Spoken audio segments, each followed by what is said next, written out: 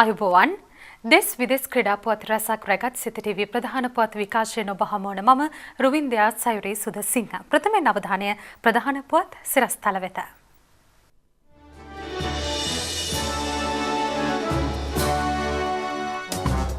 මානව අයිතීන් ගැන කතා කරන රටවලට ජනපතිගෙන් සිහි කැඳවීමක්.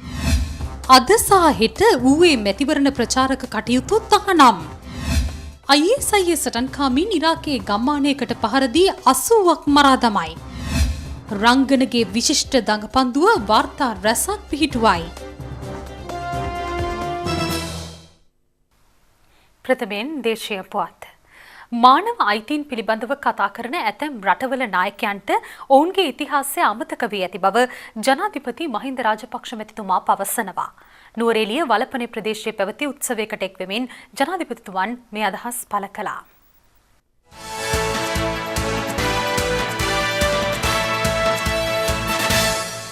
නුවරඑළිය වලපනේ ශ්‍රී සද්ධාරාම ද්විතීක පාසලේ මහින්දෝදය විද්‍යාගාරය විවෘත කිරීම ජනාධිපති මහින්ද රාජපක්ෂ මැතිතුමාගේ ප්‍රධානත්වයෙන් සිදු කෙරුණා. මේ සඳහා වැය කර ඇති මුදල රුපියල් මිලියන 18ක්. පරිගණක 40කින් යුත් පරිගණකාගාරයකින් පරිගණක 20කින් යුත් භාෂාගාරයකින් දුරස්ථ අධ්‍යාපනය සඳහා නැනසේකකයකින් ගණිතාගාරයකින් සහ විද්‍යාගාරයකින් මහින්දෝදය විද්‍යාගාරය සමන්විතයි. මෙම අවස්ථාවට අධ්‍යාපන අමාත්‍ය බන්දුල ගුණවර්ධන අමාත්‍ය CB රත්නායක සහ මධ්‍යම පළාත් ප්‍රධාන අමාත්‍ය සරත් ඒකනායක යන මහත්වරුන් ඇතුළු පිරිසක් එක්ව සිටියා.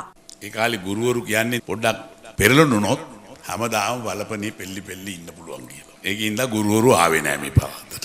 පැය 5මාරක් 6ක් ගියපු ගමන අද පැය 1මාරෙන් යන්න පුළුවන්. ආම්දුරනේ මම තාටික දවසකින් ඔබ වහන්සේලාට පැයෙන් එන්න පුළුවන් වෙන්න වැඩේ කරනවා. මේ ප්‍රදේශයේ තමයි මම හිතන්නේ ඌව වෙල්ලස කැරැල්ලේ ආරම්භය. ඒ වගේම මේ මානව අයිතිය කතා කරන අද සමහර රටවල් වල නායකයෝ උන්ට උන්ගේ ඉතිහාසය අමතක වෙලා. මේ මීට ටිකක් එහා තියෙනවා ගල්ලෙන බැද්ද කියන ගම්මානේ. ඒකේ ගල් ගුහාවේ 16 දෙනෙක් දාලා ගල වහලා හිර කරලා මැරෙන්න ඉඩයි. මේ ඉතිහාසයේ පටන් ගත්ත දැන් සමූහ ඝාතන. ඒක තමයි අද ප්‍රභාකරන් ඒක පිළි අරගෙන ක්‍රමවේදය ක්‍රියාත්මක කරේ රටේ.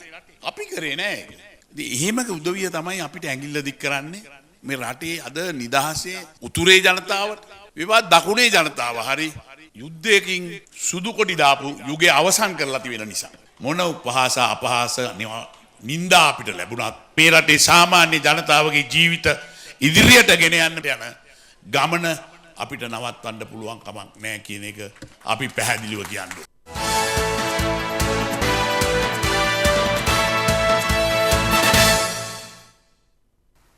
ශ්‍රී ලංකා නාවික හමුදා භාරයේ සිටි ඉන්දිය දීවරින් 94 දෙනෙකු අද නිදහස් කරනු ලැබුවා.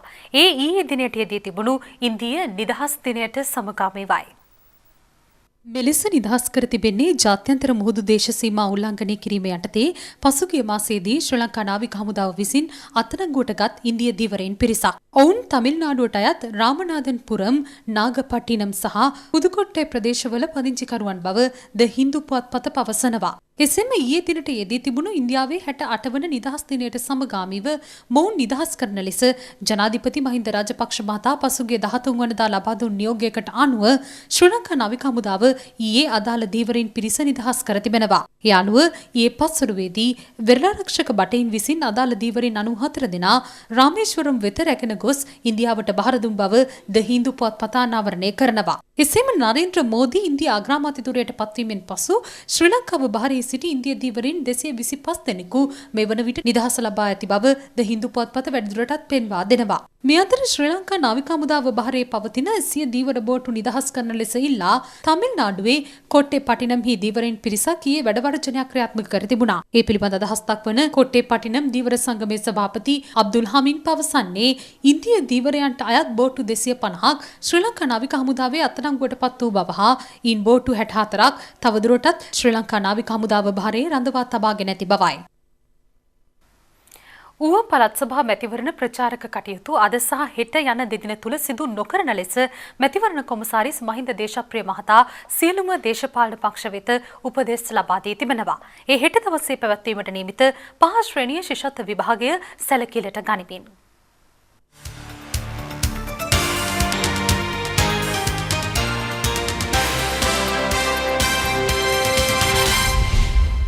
ප්‍රචාරක කටයුතු වලින් විභාග කටයුතු වලට සහ සිසුන්ට ඇතිවිය හැකි බාධා අවම කිරීමේ අරමුණින් අද සහ හෙට මැතිවරණ ප්‍රචාරක කටයුතු සිදු නොකරන ලෙස මැතිවරණ කොමසාරිස්වරයා දැනුම් දී තිබෙනවා. ඒ අනුව අද සවස සිට හෙට සවස 2 දක්වා ප්‍රචාරක කටයුතු වලින් ඉවත් වීමට දේශපාලන පක්ෂ හා ආධාරකරුවන් වග බලා ගත යුතු බවයි මැතිවරණ මහලේකම් කාර්යාලය පැවසුවේ. මේ අතර ඌ පළාත් සභා මැතිවරණය සම්බන්ධයෙන් සියලු ප්‍රචාරක කටයුතු සැප්තැම්බර් 17 වන දින මධ්‍යම රාත්‍රී 12න් අවසන් කළ යුතු බව මැතිවරණ මහලේකම් කාර්යාලය පවසනවා. සියලු මාධ්‍ය ආයතන ඡන්ද විමසීමට පැය 48කට පෙර සිය දේශපාලනමය වැඩසටහන් හා දේශපාලනමය දැන්වීම් විකාශය නතර කළ යුතු බව මැතිවරණ ලේකම් කාර්යාලය සඳහන් කළා. මේ අතර මෙවර මැතිවරණයේදී සිය ඡන්දය ප්‍රකාශ කිරීමට නොහැකි කායික දුබලතා ඇති පුද්ගලයන් වෙනුවෙන් ප්‍රවාහන පහසුකම් ඉල්ලුම් කළ හැකි බව මැතිවරණ ලේකම් කාර්යාලය පවසනවා. යම් කායික දුබලතාවක් නිසා පාගමනින් හෝ පොදු ප්‍රවාහන සේවාවක් මගින් ඡන්ද මධ්‍යස්ථානයේ වෙත ගමන් කළ නොහැකි පුද්ගලයින්ට මේ සඳහා ඉල්ලුම් කළ හැකියි. ඒ සඳහා තමා විසින් හෝ තමන් වෙනුවෙන් අපේක්ෂකයෙකු නොවන වෙනත් අයෙකු විසින් ප්‍රදේශයේ තේරීම් බාර නිලධාරියා වෙත ඉල්ලුම් පත්‍රයක් යොමු කළ යුතු වනවා. මේ අතර මෙවර ඌව පළාත් සභා මැතිවරණය වෙනුවෙන් ඉදිරිපත්ව සිටින පක්ෂ විපක්ෂ අපේක්ෂකයින්ගේ ජනරැලි ඉක්ුත් දින කිහිපය තුළ එම ප්‍රදේශවලදී පැවැත්වුණා.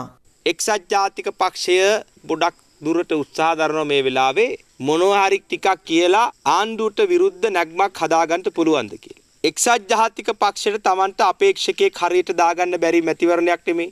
ඌව පළාත් සභා මැතිවරණේ මේ මොනරාගල දිස්ත්‍රික්කයේ 4 කොනේ නෙවෙයි. ප්‍රාදේශ සභාවේ 4 කොනවත් දන්නේ නැති අපේක්ෂකයෝ අද දාලා තියෙන්නේ. විපක්ෂයක වගකීමක්වත් දරන්න බැරි මිනිස්සු තමයි අපේක්ෂකත්වයට පළාත් සභාවේ ගෙනලා තියෙන්නේ. ඒ නිසා රනිල් වික්‍රමසිංහ මහත්තයා බලන්නේ කවුරු හරි දාලා මේක කරගන්න පුළුවන්ද කියලා උත්සාහ දරලා බලන්න. මේ වෙලාවේ තිබෙන වගකීම තමයි රටේ අනාගත සංවර්ධන අභියෝගය. අපි දන්නවා 2009 මැයි 18 වෙනිදා ත්‍රස්තවාදය අපේ රටේ අවසන් කළා. ත්‍රස්තවාදී නැති රටක් හැදුවා. අද අපිට තියෙන්නේ මේ යුද්ධෙන් නිවා කරපු රටේ සංවර්ධන අභියෝගය. මම සාධන කණ්ඩායමක් විදියට බන්දේසි ලකුණෙන් ඡන්දය ඉල්ලන්න තීරණය කරේ එක්සත් ජනතා නිදහස් සන්ධානයේ මම ඉවත් වෙලා නෙමෙයි. මාව ඉවත් කරපු නිසා. පහුගිය 4 වෙනිදා ජනාධිපති ලේකම් කාර්යාලයේදී නොමිනේෂන් පත්‍රය අත්සන් කරන මුළු රටම බලාගෙන හිටියා. ඒ 4 වෙනිදා අත්සන් කරලා 6 වෙනිදා උදේ පාන්දර ඇවිල්ලා බලනකොට නාමයේන පත්‍රේ නම ටිපෙස් කරලා. ඉතිහාසයේ ප්‍රථම වතාවට ස්වාධීන മന്ത്രിවරු පළාත් සභාවට යවන මැතිවරණය මේ 6 වෙනි පළාත් සභාව මැතිවරණය ඒ ලබන ජයග්‍රහණයේදී පළාත් සභාව තුළ අපිට අහිමි කරන්න ගියේ එක മന്ത്രി ධූරයයි. හැබැයි අපි മന്ത്രി ධූරය 2ද 3ද 4ද කියන එක තීරණය කරන්නේ 20 වෙනිදාට අපේ ජනතාව.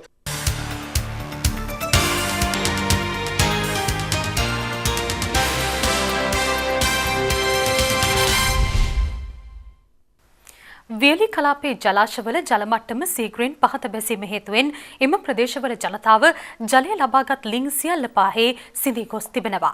මේ අතර නියඟේ පවතින උතුරු මැද නැගෙනහිර හා වයඹ පළාත්වල වැසි ඇතිවීමේ ප්‍රවණතාවක් පවතින බවයි කලගුණ විද්‍යා දෙපාර්තමේන්තුව ප්‍රකාශ කළේ. වියලි කලාපයේ ජලාශවල ජල මට්ටම සීඝ්‍රයෙන් පහත බස්මින් පවතින බව වාරිමාර්ග දෙපාර්තමේන්තුව පවසනවා. එමෙන්ම එම දෙපාර්තමේන්තුව සඳහන් කළේ මේ වන විට සෑම ජලාශයකම පාහේ ජල මට්ටම 15%කටත් වඩා අවම මට්ටමක් දක්වා අඩු වී ඇති බවයි. නිසි කළමනාකාරීත්වයකින් තොරව ජලය සැපයීම ජලය අඩුවීමට හේතු වී ඇති බවයි ප්‍රදේශයේ ගොවීන් පවසන්නේ. තවමත් මේ ප්‍රශ්නය සඳහා නිසි පියවරක් නොගැනීම සම්බන්ධයෙන් ප්‍රදේශයේ ජනතාව රජයෙන් මේ පිළිබඳව නිසි පිළිතුරක් අපේක්ෂාවෙන් පසුවනවා.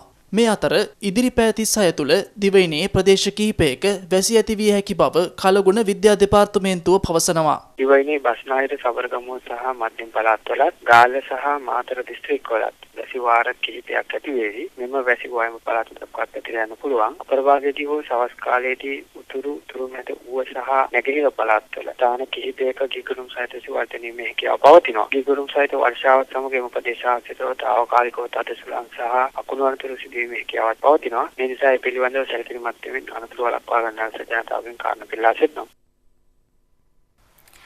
වෙළඳුන් පාලන මිල ඉක්මවා සහල් අලෙවි කරන බවට පාරිභෝගිකයන් චෝදනා කරනවා. ඔවුන් පෙන්වා දෙන්නේ ඇතැම් ප්‍රදේශවල වෙළඳුන් සිය අභිමතය පරිදි අධික මිල ගණන් යටතේ සහල් අලෙවි කරන බවයි.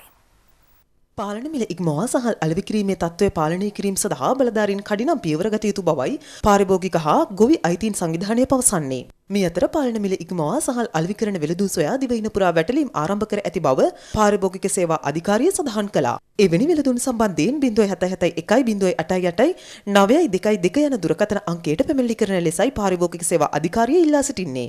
මේ අතර පසුගිය අප්‍රේල් 9 වෙනිදා මධ්‍යම රාත්‍රියේ සිට සහල් සඳහා පාලන මිලක් නියම කිරීමට රජය පියවර ගත්තා. ඒ අනුව සුදු නාඩු සඳහා පාලන මිල රුපියල් 68ක්ද රතු නාඩු හා සුදු කැකුළු කිලෝ එකක පාලන මිල රුපියල් 66ක්ද රතු කැකුළු කිලෝ එකක මිල රුපියල් 60ක්ද වනවා. දැන් පොත්පත් විපරම.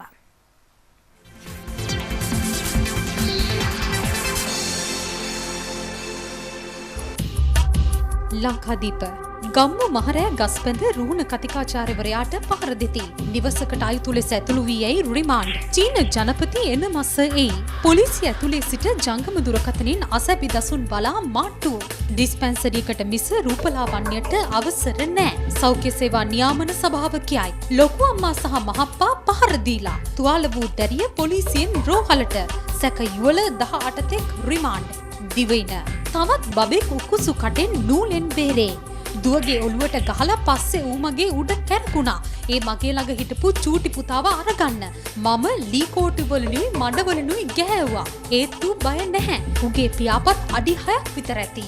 කටුගස් තොටින් කුඩු කිලෝ 59ක් අල්ලයි. අනියම් සැමියා පොලිසිය තුලදීම කාන්තාවකට පිහියෙන් අනි. බබා පැහැරගත් සැකකරුවෝ යලි රිමාන්ඩ්. රනිල් සජිත්ට හිමිතන දේවි තලතා කියයි.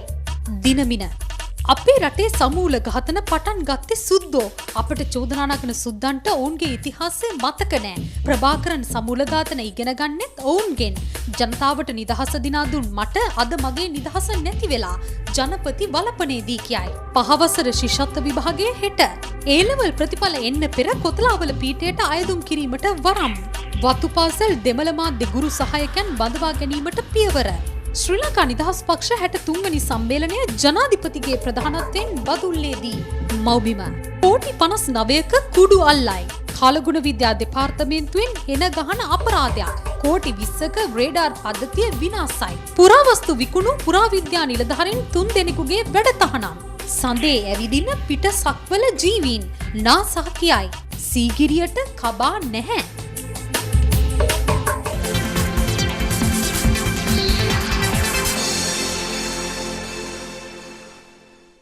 කෙටි විරාමයකින් අනතුරුව යලිත් හමු වෙමු.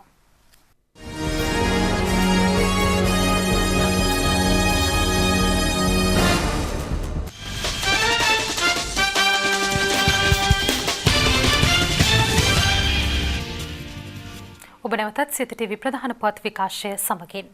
ඉරාකයේ වෙසෙන යසීඩ් ජනකොට්ටාශයට අයත් ගම්වැසියන් පිරිසක් ඊයේ සමූල ඝාතනයට ලක් වුණා. විදෙස් වාර්තා පවසන්නේ ඉරාකයේ ක්‍රියාත්මක ISIS සටන්කාමීන් විසින් මෙම ගම්වැසියන් පිරිස සමූල ඝාතනයට ලක් කර ඇති බවයි.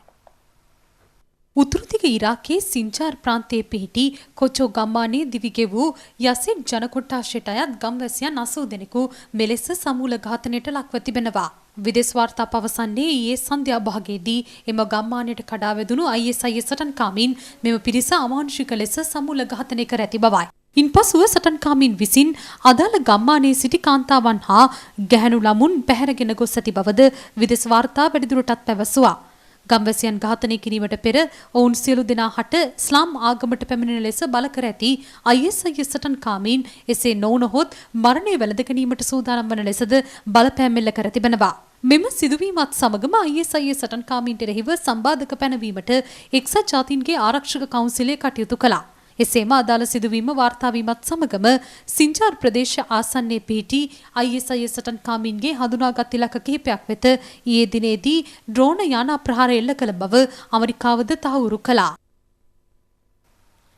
මාරාන්තික ඉබෝලා වෛරසය මැඩ පැවැත්වීම සඳහා තවත් මාස 6ක කාලයක් අවශ්‍ය බව වෛද්‍යවරුන් පවසනවා. ඒ පිළිබඳ වැඩිදුර තොරතුරු සමගින් දැන් ලුවට අපවත් කිහිපයක් කෙටියෙන්. බටහිර අප්‍රිකානු කලාපය තුළ පැතිර පවතින මාරාන්තික ඉබෝලා වෛරසය මර්ධනය කිරීම සඳහා තවත් මාස 6ක පමණ කාලයක් ගතවනු ඇතැයි MSF සෞඛ්‍ය සංවිධානය පවසනවා. එසේම රෝගී අවදානම් තත්ත්වය සහ ව්‍යාප්තිය තවදුරටත් ඉහළ වර්ධනයක් පෙන්නුම් කරන බව එම සංවිධානයේ සභාපති ජැනින් ලියු පවසනවා. පසුගියදා ජීවිතක්ෂයට පත් වූ බ්‍රසීල ජනාධිපති දුර අපේක්ෂක එඩුවාර්ඩෝ කාම්පොස් ගමන්ගත් පෞද්ගලික ගුවන් යානයේ කළු පෙට්ටිය එරට ගුවන් හමුදා නිලධාරීන් විසින් පරීක්ෂා කළා. එහෙත් එම කළු පෙට්ටියෙහි අදාළ ගුවන් යානය අනතුරට පත් වූ ආකාරය අනාවරණය කරගත හැකි කිසිදු තොරතුරක් පටිගත වී නොමැති බව ගුවන් හමුදා නිලධාරීන් තහවුරු කළා. නැගෙනහිර යුක්‍රේනයට ඇතුළු වූ රුසියාවට අයත් හමුදා ට්‍රක් රථ පෙළක් ඉලක්ක කර යුක්‍රේන හමුදාව විසින් ප්‍රහාරයක් එල්ල කර තිබෙනවා. ඒ බව තහවුරු කරමින් යුක්‍රේන ජනාධිපති පෙට්‍රෝ පොරොෂෙන්කෝ පැවසුවේ යුක්‍රේන දේශ සීමා ආක්‍රමණය කිරීමට රුසියාවට ඉඩ ලබා දිය නොහැකි බවයි. පොලිස් ප්‍රහාරයක් හමුවේ මිසූරි ප්‍රාන්තයේදී පසුගියදා ජීවිතක්ෂයට පත් කළු ජාතික තරුණයා සොරකමක් සම්බන්ධයෙන් චෝදනා එල්ල වී සිටි අයෙකු බව ඇමරිකානු පොලිසිය පවසනවා. ඇමරිකාවේ සෙන් ලුයිස්හි පිහිටි සුපිරි වෙළඳ සැලකින් $48.99ක් වටිනා සිගරට් පැකට්ටුවක් සොරා ගැනීමට තැත් කිරීම ඔහුට එල්ල වී ඇති චෝදනාව බව විදෙස් වාර්තා පෙන්වා දෙනවා. සංචාරකයන් සඳහා යෝධ කැස්බෑවකුගේ හැඩයගත් මගී බෝට්ටු විශේෂයක් හඳුන්වා දීමට ඔස්ට්‍රේලියාවේ සිඩ්නි වරාය බලධාරීන් පියවරගෙන තිබෙනවා. මීටර් 15ක දිගින් යුත් මෙම මගී බෝට්ටුව නම් කර තිබෙන්නේ ඇල්ෆේ ලෙසයි. මේ විරාමයෙන් අනතුරුව හමුවෙමු ක්‍රීඩා පුවත් සමගින්.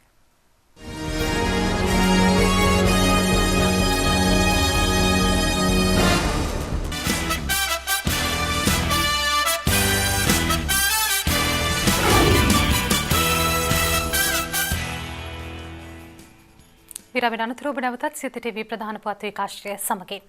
සංචාරක පාකිස්තාන කණ්ඩායම හා ශ්‍රී ලංකාව අතර දෙවන ටෙස්ට් ක්‍රිකට් තරගයේ තෙවන දිනය අදයි.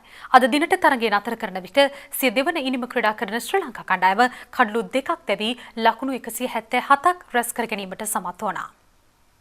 ඊයේ දිනේට තරගය නතර කරන විට තම පළමු ඉනිම ක්‍රීඩා කරමින් සිටි පාකිස්තානු කණ්ඩායම කඩලු 6ක් බිඳ වැටි ලකුණු 244ක් රැස් කරගෙන සිටියා. අද දිනේදී ඉතා විශිෂ්ට ඉනිමක් ක්‍රීඩා කළ සෆ්රාස් අහ්මඩ් ඔහුගේ පළමු ටෙස්ට් ශතකය ලබා ගැනීමට සමත් වුණා.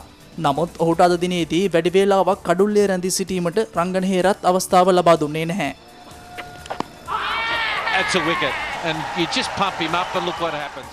ලකුණු 103ක් ලබා සිටි සෆ්රාස් රංගනගේ පන්දුවක් හමුවේ දැවී ගියා.